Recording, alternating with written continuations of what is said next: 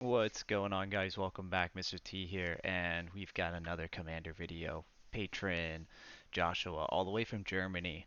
Thank you, man, for the support. Really appreciate it. Joshua bought two decks, and he actually sent a little extra, so I included some extra. I'm not going to review that in this video, but just want to go right into Tiamat. Before I do, though, if you guys notice, I have a headset on today. So before I went out and bought a mic, or I decided to download any programs, get subscriptions on audio, I wanted to try out my HyperX. I've been using it for years for video gaming, and I absolutely love this headset. It's fantastic. So I was like, you know what? Let's give it a shot. So if you guys want to in the comments below, just let me know how audio is compared to some of my past videos. Anyways, jumping right into it, Tiamat. Oh man, Josh gave me a tough one.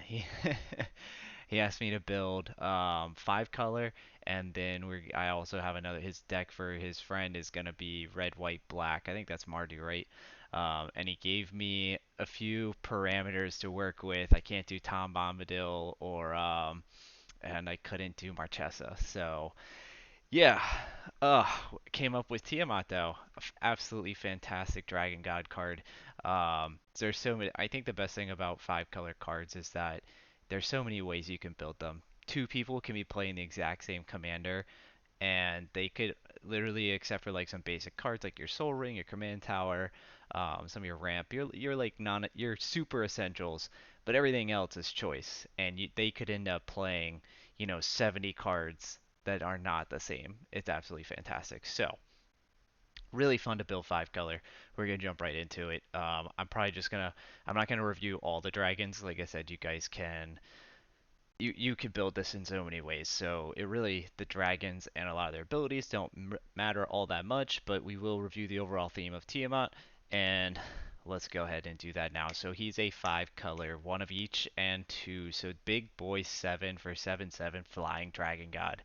When you're in the battlefield, if you cast it, search your library for up to 5 dragon cards, and you're gonna put them into your hand and then shuffle. So he's basically gonna go fetch us 5 cards every time we play him. Absolutely fantastic. So one thing I didn't focus on when building this was the actual card draw, because honestly, there's not going to be a real need to if we're able to consistently get Tiamat flickered, or if we're able to recast him, send him to the graveyard, reanimate him. There's just so many ways that you can interact with that. So and it's pretty cheap too, right? So the recurring theme, like the card draw, the card advantage. Tiamat is your card advantage. All right, so didn't really go too far after that, but we did get some nice ramps. So we're gonna jump right into lands. Um, beautiful, beautiful lands here. We'll go ahead. Oh, dude, perfect. And starting off with one of my favorite cards right off the top. We'll peek at that later. All right, so playing five color, you need plenty of these duels. I mean, it doesn't matter really which ones you use. Pick your poison, guys. If you want them to deal damage, so these ones right here, Thriving Bluff, Enter Battlefield Tap, it's going to, you could choose a color. I actually really like this one. This series from, what is that Commander Masters? Yeah, Commander Masters. Gosh darn it, the camera does not like the foiling sometimes. Um, but anyways, I like that you can spot choose the other mana. So even though it comes into tapped, yeah, you could sub this out and turn this deck into ridiculously expensive, like, $10, $20 per land. Absolutely, go for it. It'd be a top tier deck every single time. But since we're not doing that, those ones are really nice because you can choose the color that you need right there in the moment. So if you're just struggling to get that green mana and it finally shows up and you're able to choose green, same thing here. So, Shimmer, Drift, Veil. You're able to choose that color. Path of Ancestry, great choices. Gonna give really just opens up the door. It can slow down the play a little bit. I understand. They come in tapped. You're not gonna be able to play them right away, but filtering is it's super important. Now here's where you can get a little expensive. Like if you stack the cards with Forbidden Orchard, so it doesn't come in tapped, you get 1 mana of any color. Yes, you're gonna give away a 1/1 spirit creature, but I mean, same thing. City of Brass, you're gonna take 1 damage. We're playing five color Pillar of the Payrons. This is gonna be great. I mean, just about everything in here is multicolor. Oh, it would really suck if that was your only hit for green and you're sitting there trying to cast a mono green ramp spell. Um, but that's just magic. That's the draw of the card sometimes. And anything, there's a little bit of that chance factor, guys. So, Reliquary Tower, that's great for no maximum hand size. Jetmir's Garden, all right. So you got your triple lands here. I mean, I absolutely love these land cycles. It's they're really good, and you can cycle it away if you really don't need it. Beautiful full arts, foils from multiple sets. We got looks like Kamigawa Neon Dynasty. We've got Brothers of War. That was something remastered. That actually might be I can't even remember now. All the set symbols. It's so hard to keep up with these days. But they are looking absolutely oof. And of course, Dustborn right there on the top. But they're looking absolutely beautiful. So crazy. I mean, I don't know if people have caught on yet, but honestly, like value in lands alone, guys, go price check some of them. Um, these bundles are 60 bucks. They're for you. I enjoy doing it. Lets me create the content, so it's pretty much a win-win. You do have to join the Patreon page though, and there's a free option for that. So if you're interested, you like this content, want to support me, it does help. It goes a long way. Let's get right into it. So, Binding the Old Gods. Fantastic removal. When this was in standard, oh my god. Oh, such a good saga. Probably one of the best. Destroyed Dark. It has everything. Everything. The only thing that I would improve about it, honestly, is the number three. So creatures you control gain Death Touch until end of turn. But I was filtering through cards, and I just looked. There was like three cards around Death Touch, and when a creature you control that has Death Touch deals damage to a player, you get to draw a card. And I was just like, oh my god, if I was building that deck right now, these two cards hand in hand. Anyways, you're going to destroy target non-land permanent and opponent controls. So we have really pretty decent permanent control going on. So we're missing the draw, but we're going to make up for it in counter spells, a little bit of control, and getting rid of those permanents that we really just don't want on the battlefield anymore. We're going to search the library for a force card and put it onto battlefield tap. So removing a non-land permanent, and we're getting a forest. Freaking amazing. All right. Spell costs 2 less to cast if you gain life this turn. Mortality Spear. We're going after permanents. That was a land. Oh, there's another land. Oh, this was one of the other cycle of lands in here. Is that? I can't. Um, um, Outlaw Thunder Dungeon. There we go. I was like, OTJ. What is that? That's recent. So some more of those multicolor lands in there. To pick one, if you guys want to scry, if you want to do whatever you want to do, those ones they're gonna ping people for one, so spread the love around the table. That one damage not really gonna matter too much in Commander, but all right, let's see if that helps. All right, so Void Rend. This is disgusting. This is such a good card. Can't be countered. Destroy target permanent. The Kami War. So dragon was the theme, right? So we're all dragons. We went in deep on dragons for this deck. So I love this card. 5 color and a 1. You get to exile target non-land permanent opponent controls. You get to return up to one other target permanent to its owner's hand, and then each opponent discards a card. So you're gonna get 3 discards, and you get to return a permanent. You get to exile a permanent, and then you're gonna exile it, and comes in as this big bad boy. Ogakichi? Kagakichi? I'm reading that as Ogakichi. Made manifest. So Dragon Spirit, he is all colors. He's got flying, he's got trample, and then he's gonna do some shenanigans to pump up plus X plus O. Basically, defending player is gonna choose a non-land card in your graveyard, and you're gonna get to bring that back to your hand. That's so you get card advantage through this card. It's absolutely fantastic. All right, so we're playing 5 color. Definitely need your mana rocks. You're gonna need to fix this 100%.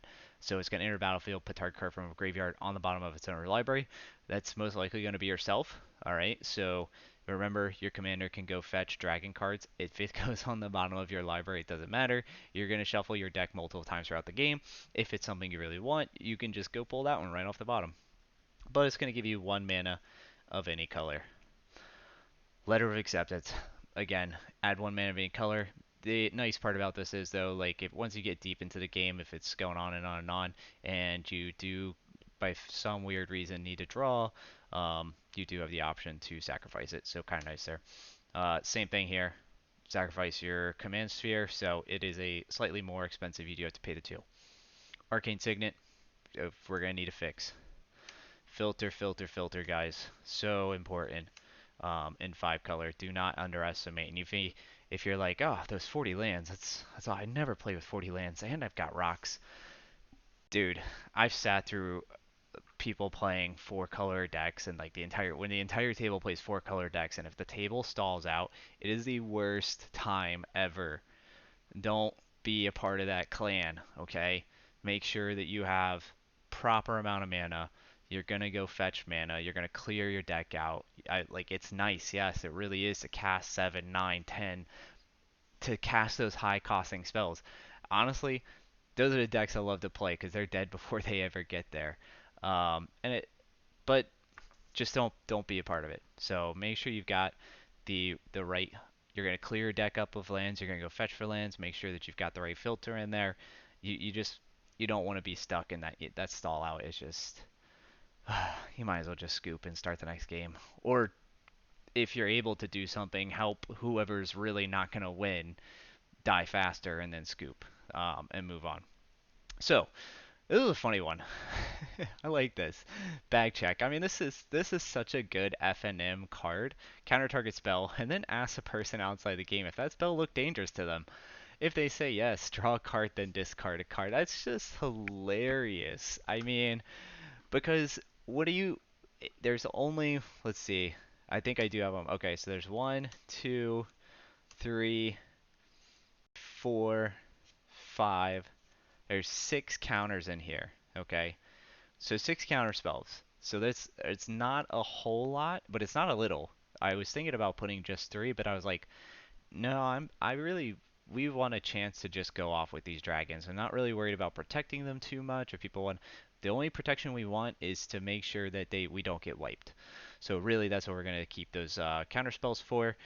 And I would say, here's my rule of thumb: um, every game, like every deck you build, at least 1 board wipe, but you should probably do 2, maybe even 3, depending on how your deck, like what the goal of your deck is. If you're playing like a heavy control deck, you need to keep the board clear. You need recurring board wipes, or you need to have a way to bring them back from the graveyard. Other than that, we want to keep them right where they are. Not in our opponent's hands, not resolving on the stack and in the graveyard exactly as that. If we can exile them some way, that's even better. But we do just have regular counter spells. All right, so environmental sciences, fantastic 5 color ramp right here. It's a colorless ramp spell. This can be such a freaking save for you. So you get to turn 2 and you're missing that 1 land, right? Or you might even be missing that green land. This is going to save you. Love it. Next we got cultivate. We're gonna go find 2 lands. Terramorph. Search for a basic land. Nice thing about this, it's got rebound on it. That's such value. I mean, yes, there are four costs that are gonna go get you 2, um, but I don't know. There's just something about it was so cool. Hey, if you return it to your hand, then you do it again. Yeah, it's just another way, I guess, to forget it. Rampant growth. Moving on. Search a library for a basic land card. Put it on the battlefield tapped. Path to the world tree. All right. So searching for a basic land, revealing it, put it in our hand. So we're playing 5 colors, so we need some really cool, wonky 5 color cards to go in here that people are just gonna be like, what the heck is that? So you could pay 5 and 2. We're gonna sack it. You're gonna gain 2 life, draw 2 cards. Target opponent is gonna lose 2 life. The royalty is gonna deal 2 damage to 1 target creature, and you're gonna make a 2/2 green bear creature. It only costs 2 to get the ramp, which is the most important part. But the fact that at some point in the game, we're just gonna be like, you know what? I think I'm gonna do that now. That's how you have to win, by the way. You have to get everyone down. You have to get one per. You have to get them down to 2 life, and you have to kill them with Path to the World Tree. Oh man. All right, so beside you reaches skyward. We're gonna go search for two land cards from our library. Actually, two forests, and we're gonna put one target land from our graveyard on top of our library, and then we're gonna exile this saga and return it to the battlefield. It's nothing exciting. It's got reach. It's a plant. It gets 1/1 for each land you control. It is Branch of Bosaiju. Ours kind of cool though. Not that like I feel like I'm looking at Minecraft right now, but it's supposed to be like I guess a woven tapestry. Yeah. I'm sorry, whoever drew that. Ignore what I just said. It just wouldn't be a dragon deck god, guys, without the god pharaoh himself, Li Nicobolas. So we have Bolus. Target opponent is going to. Oh man, the text is really small on screen, but it's also very, very foily. I swear, I feel like for a time they were doing this like super, super rainbow prismatic foiling, um, and it just does not. Yeah, it doesn't like it. So, anyways, you guys can go look up this card if you really want to. To see it, I'm going to read it out real quick. His +2 is target opponent exiles cards from top of their library until they exile a non-land card. Till end of turn, you may cast that card without paying its mana cost. I mean, it's such a good +2 ability. Each opponent exiles 2 cards from their hand. It's a +1. That is so wrong on so many levels. I mean, yeah. A -4, he's going to deal 7 damage to target opponent, creature an opponent controls, or planeswalker an opponent controls. So spot removal, basically. Not a whole lot of things that have more than 7. And then exile each non-land permanent your opponent controls for -12. It's so cruel, but it's so nicol bolas. If you get your -12 off, guys, you know everybody needs a scoop. That's the end of the game. Grandmaster of Flowers. This is an interesting one.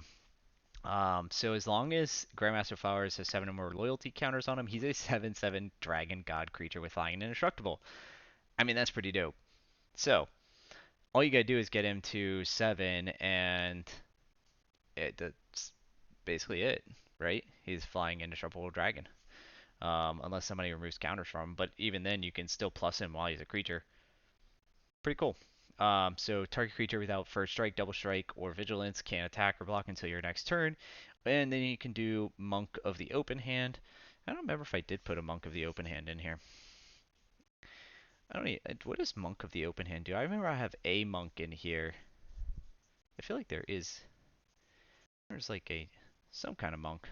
Oh yeah, Dragon's Disciple. Wrong Monk, but you can go find Monk of the Open Hand. I'm not even sure what he does. He might be good. Might be good for this deck. Hopefully he's something dragon related. Anyways, it's +1 though.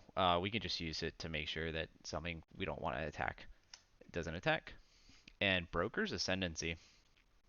Beginning of your end step, so other thing we were really looking at was quite a bit of ways to pump up. So at the beginning of your end step, put a +1/+1 counter on each creature you control and a loyalty counter on each planeswalker you control. I mean, for 3, it's a 3-drop enchantment. That's ridiculous. That's the great thing about multicolor is that um, there are a lot of really, really good multicolor cards, and they're pretty low costing. The part that and the reason that is so is that you have to make sure that you're filtered. You like if you're not on point, doesn't matter how good the card is if you're not going to play it.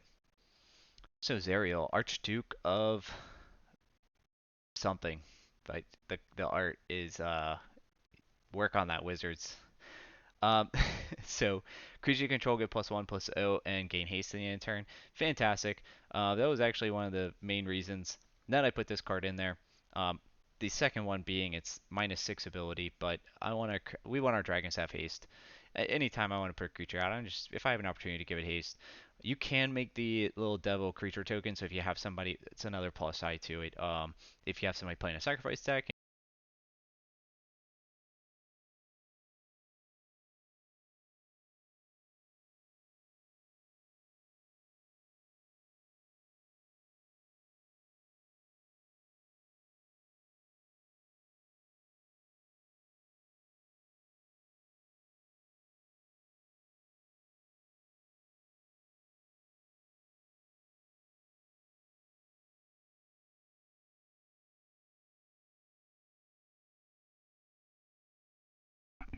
Oh, we're back.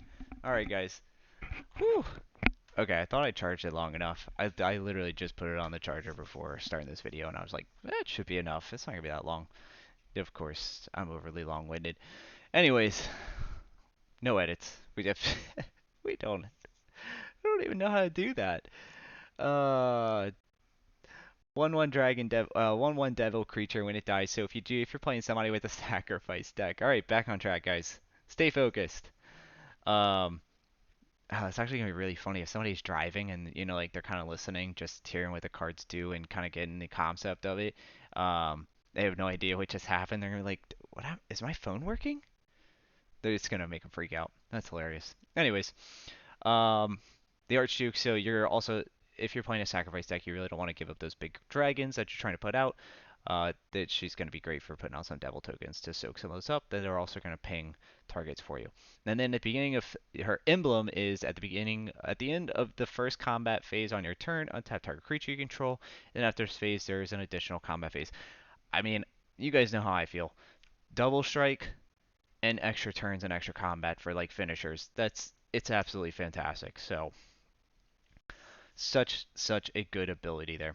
All right, another Dungeons and Dragons. I mean, they did introduce a lot of good cards based around like dragon theming and things like that. So +1 venture into the dungeon. I'm not going to go into dungeons. Go look them up. We could be here for 5 minutes of me going through all the dungeon moves and things like that. Anyways, Eliwick Tumblestrum, Planeswalker, is her +1 is going to be venture into the dungeon. Her -2, you're going to look at the top 6 cards of your library. You may reveal a creature card from among them and put it into your hand.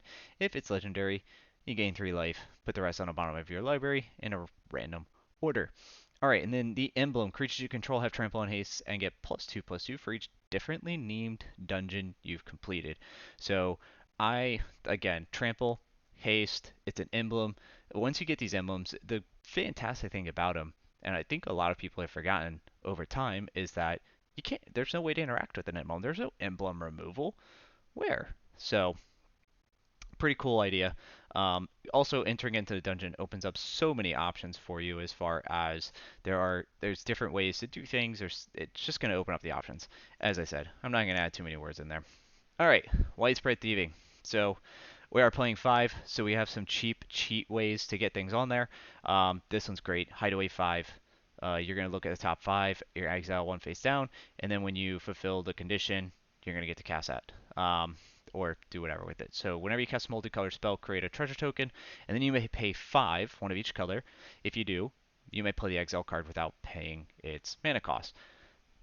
Honestly, I would just keep I'm just after the tokens. I don't care about anything else. Um, Paying the 5, depending on what you pick, yeah, it might be worth it. But really, it's just going to help us get a little bit extra ramp and some mana fixers. Fight rigging, same thing here. Now this one's actually going to be really easy to get. +1/+1 counter on target creature, and then with power 7 or greater, you can play the exile card without paying its mana cost. I mean, Tiamat himself is a 7/7. It's absolutely fantastic. So if you have Tiamat on the field, it's automatically going to win you this condition. So pretty good card right there. A lot of the creatures, I mean, a lot of the creatures have it. They're all big 5, 6, 7 drops.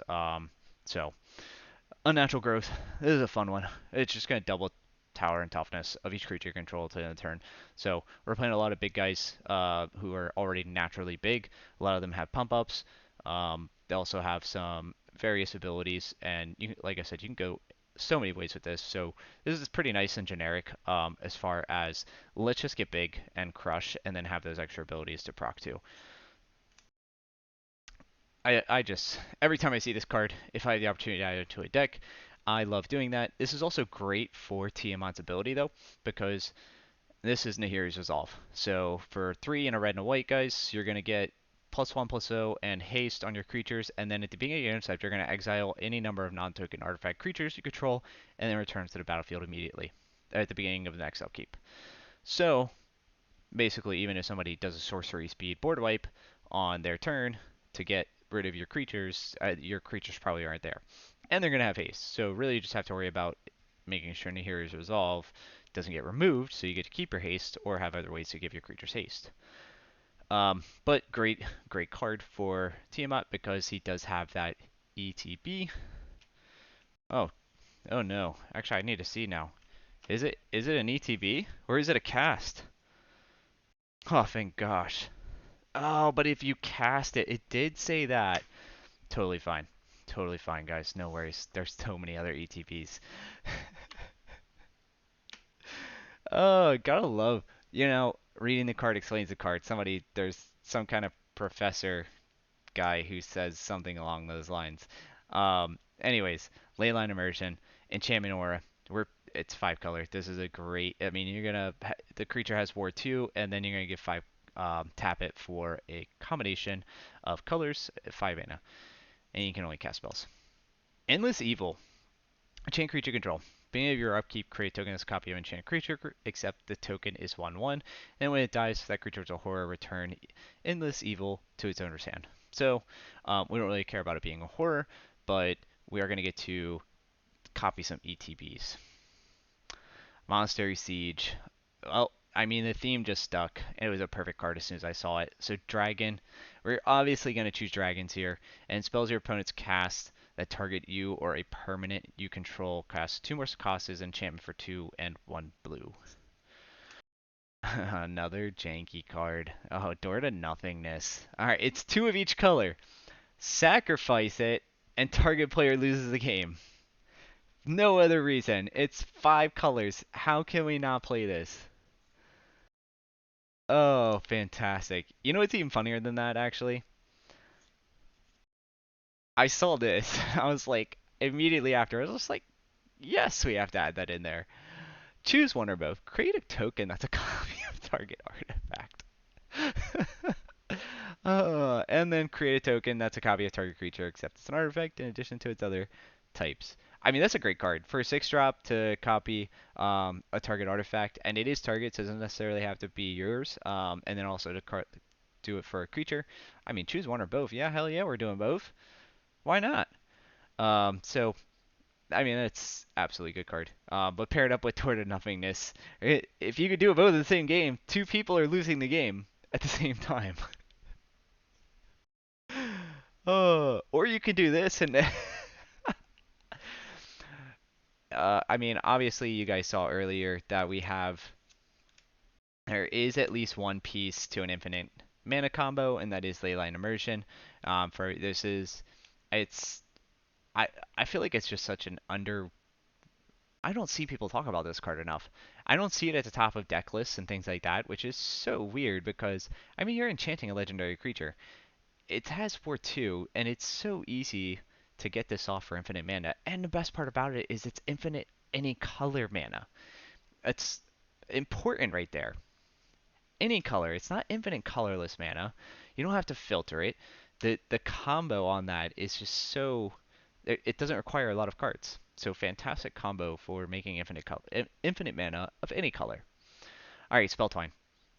So target instant sorcery card from your graveyard, exile target instant sorcery from your graveyard, and target instant sorcery card from an opponent's graveyard. You can copy those cards, and you can cast copies if able without paying their mana costs, and then exile them. I mean, just go pick what you need. There's probably plenty of things that are going to be in people's graveyards, your own graveyard, that you're going to want to recast. So, now we're getting on to the big boys. The rest is dragons, guys. It's all dragons. So, spell costs X less to cast, where X is the total mana value of dragons you control. Has flying trample. It is a 10/10, and of course, it is a 14 plus 1 green casting cost. It is the fantastic Earthquake Giant. What a monster. And you can pay 3 and sacrifice a land to return him from your graveyard to your hand. I mean, he's just a giant elemental dragon. 10/10. And the crazy part is you could easily get that casting cost down to 1, right? So, X less to cast, where X is the total mana value of dragons you control. We're only playing dragons, guys. Wrathful Red Dragon. Whenever dragon, so this is a pretty good one. Whenever dragon you control is dealt damage, deals that much damage to any target that isn't a dragon. Adult Gold Dragon. I think this might be the only lifelink in this deck. So Actually, it might be kind of important to protect this depending on the different types of decks you are playing.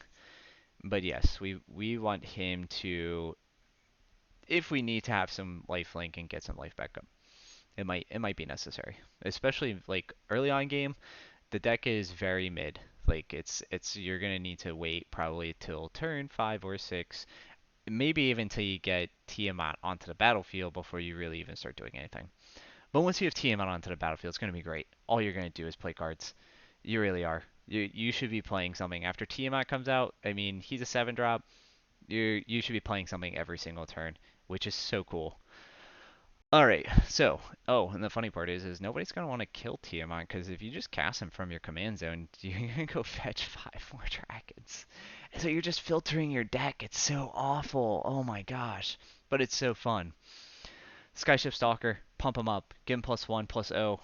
Everything. Fantastic thing about dragons, everything has flying, but we can give him haste. We can give him first strike. We can just pump the crap out of him. All right, Null Spine Dragon. Comes into play, you may discard your hand and draw cards equal to the damage dealt to target opponent this morning. That is so freaking cruel. All right, he's a 7/5 with flying. I mean, cast him after your combat phase. You smack somebody for 20. You can just go draw 20 cards. Hopefully, you have a Reliquary Tower out. Yeah, Intet the Dreamer. So, deals combat damage to a player. You may pay 3 to and a 1 blue. If you do, exile top card of your library face down. You may look at that card for as long as it remains exile. You may play that card without playing his mana cost for as long as he remains on the battlefield. This one's a really, really cool one. I mean, it's just it's an interesting card. Nice little activated ability there. Is dependent on him doing damage. We won't terribly need it, but it is an option. I mean, you look at the card for long, so play that card. Without, yeah. I mean, it opens up the battlefield. If we're having a difficulty keeping Tiamat on the field, or any of our other creatures who are going to help us, and we do need some draw, we do need to go play our top deck a little more, that's a really cool card to have. Tyrant of Valakut. I mean, you can pay a search cost for 5, and in the inner battlefield, if a search cost was paid, it deals 3 damage to target creature or player. If you or a teammate has cast another spell this turn, well, cast a spell and then cast him for cheaper. Jugan the Rising Star. When he dies, you can distribute 5/1/1 counters. Pretty cool dragon there. When Oros the Avenger deals combat damage to a player, you may pay 3, 2 and a 1 white. If you do, he deals 3 damage to each non-white creature. I mean, most of your creatures are multicolor. Probably a lot of them have white in it, so you should be pretty safe. I mean, hey, you might get a low little weenie deck wipeout, as long as everything's not white, but most weenie decks are white. But you might be playing a green or a red or a... So I guess we'd be playing goblins, elves, or really just goblins, elves, maybe vampires. Most of the good vampire decks are multicolored though, and especially white, red, black. There are red and black ones. Anyways, moving on. Ojutai, Soul of Winter. Fantastic dragon card right here. Whenever a dragon you control attacks, tap target non-land permanent opponent controls. A permanent doesn't untap during its controller's next untap step. Super great control card right here. Flying Vigilance, even better.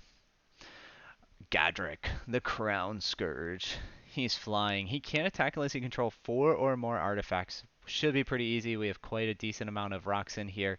But at the beginning of your end step, you create a treasure token for each non-token creature that died this turn. Hopefully some creatures died during your end step. You can also sacrifice them off. There are a few ways to do that. Necromancer Dragon. So when he deals combat damage to a player, you may pay 2. If you do, put a 2/2 black zombie creature token on the battlefield, and each opponent puts top 2 cards of his or her library into his or her graveyard. I mean, why not? I like Mill. You like Mill? I like Mill. Hopefully you all like Mill.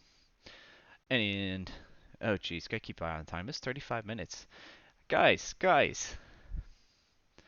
It's all your fault, not mine. My headset died. Kura the Boundless Sky. We're almost there. When he dies, choose one. Search your library for 3 lamp cards. Cool. We can go clear out our deck a little bit and put them into our hand. And then we can create an XX green spirit creature token where X is the number of lands you control. Late game, that's just gross. Giant spirit creature token. Atsushi the Blazing Sky, Flying Trample Dragon Spirit. You can exile top two cards of your library until the end of your next turn. You may play those cards, and that is if he dies. And then you can create 3 treasure tokens. Alright, Kyodai Soul of Kamigawa, Dragon Spirit. When he enters the battlefield, another target permanent control gains indestructible for as long as you control him, so he has flash, and you can pump him up. Let's go infinite, all the colors, and make him a 5/5 as many times as we want. Let's do it. Niv Mizzet Supreme. He is flying. He is hexproof from monocolored. This one's actually pretty interesting, so I really only put him in here to give you guys an option to change around some of your control cards. So I don't even know if I fulfilled the condition for instant and sorcery card, but he is included in here. So if Joshua, does want to go back and actually, play around with any of those removal cards, he has the option to.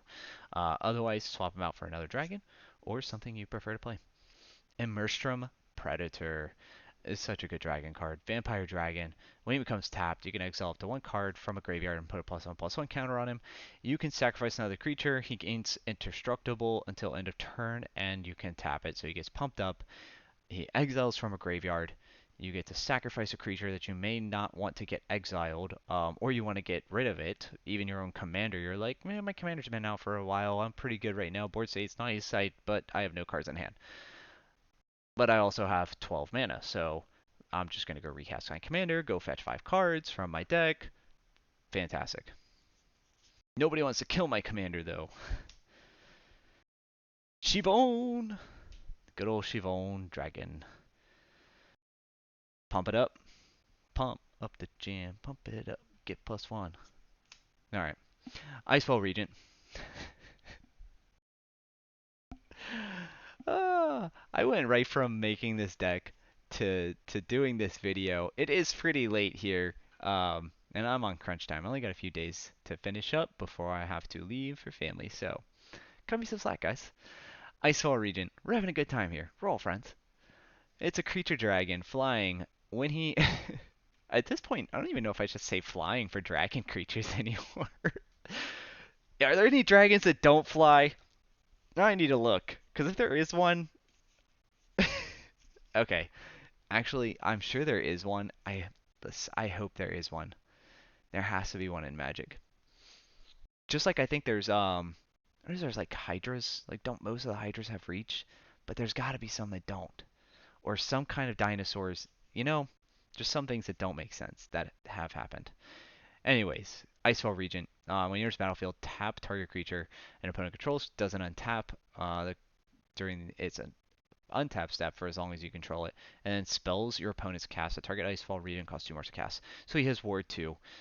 Wow, before they even came up with Ward. So this is all the way back in like um uh oh, that's Arch Enemy. That was Arch Enemy Nicobolas that they brought out? Forgot about that. Alright. Blast Furnace Hellkite.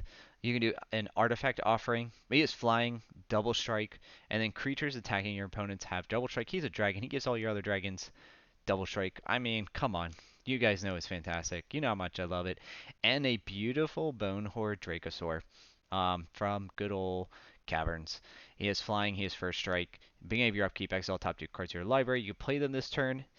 It can be very helpful. If you just get stalled and you're stuck, you get him out really early. Like, if you can ramp right into him for turn 3 or even honestly, turn 3 would be great, because on turn 4, if you get this, like, you're probably going to be gold for the game. This would be such a good early game card to get out.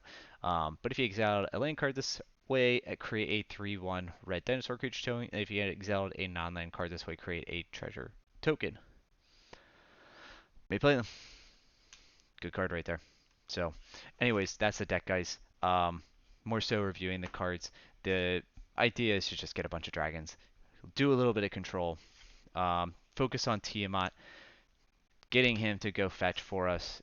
Feel free to let him die, honestly. Kill him yourself if you can. Sacrifice him off, because after, he is going to fetch you those dragons. Remove the permanent.